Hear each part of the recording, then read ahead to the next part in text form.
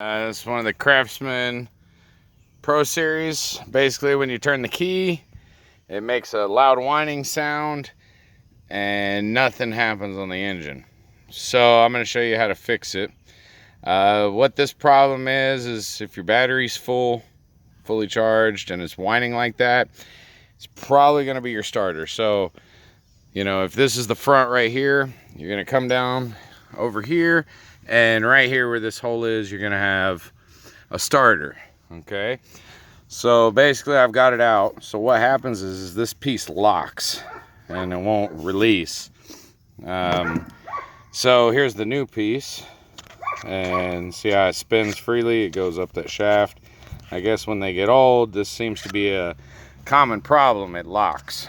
So let's go ahead and replace that. You're gonna need like a 7/16 for the nut for the red wire. I should probably tell you to disconnect the battery, but you really don't have to, because there's no power here until you turn the key on. So just make sure the key's off.